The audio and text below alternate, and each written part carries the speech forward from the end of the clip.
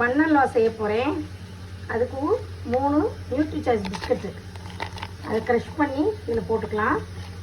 ரஸ்கில் தான் பண்ணுவாங்க. இன்றைக்கி வீட்டில் ஒரு பன்னு இருந்தது, அதை வச்சு இந்த பன்னையும் இதில் பிச்சு போட்டுட்டேன். இதை மிக்சியில் போட்டு பொடி பண்ணி எடுத்துக்கலாம்.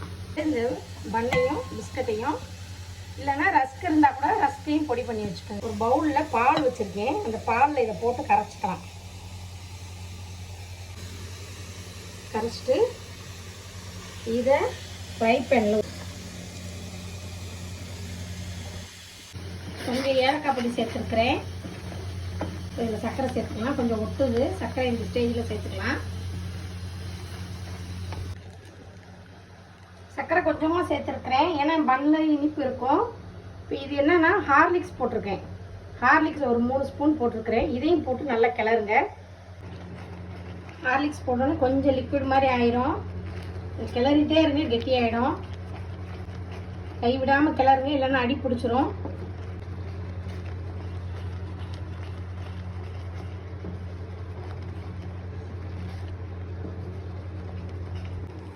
முந்திரி தாளிச்சாச்சு.